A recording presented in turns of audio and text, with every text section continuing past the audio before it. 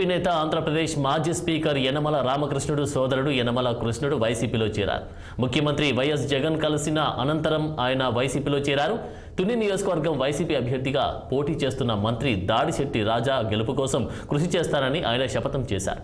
తెలుగుదేశం పార్టీలో అంకితంగా పనిచేసే నాయకులకు విలువలేదని ఆయన అన్నారు. 42 ఏళ్లు తాను టీడీపీకి ఎలా సేవలందించానో అదేవిధంగా వైసీపీ కోసం కష్టపడి పనిచేస్తానన్నారు. తెలుగుదేశం పార్టీలో ఉన్నప్పటికీ మీరు వేరే పార్టీలో ఉన్నారు. మీరు చాలా చిన్న వయసులో ఇందులో చాలా మంది ఇక్కడ పార్టీని ఏ విధంగా నడిపారో మీ అందరూ తెలిసిన విషయమే.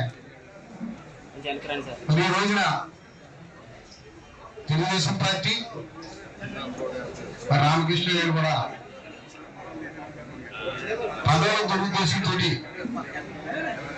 నాలుగు పదవులు ఆడింట్లో ఉండాలన్న దురుద్దేశంతో ఇప్పటికే మీ అందరికీ తెలుసు. ఎందువల్లంటే మరి అల్లుడికి ఇచ్చుకున్నారు, ఏ అల్లుడికి ఇచ్చుకున్నారు, వాళ్ళ అమ్మాయికి ఇచ్చుకున్నారు, ఎమ్మెల్సీ కూడా ఆయన తీసుకోవడానికి సిద్ధంగా ఉన్నారు. కానీ నా వరకు రాబోతుకి ఆయన పదవులు ఇచ్చే ఉద్దేశం కారణంగా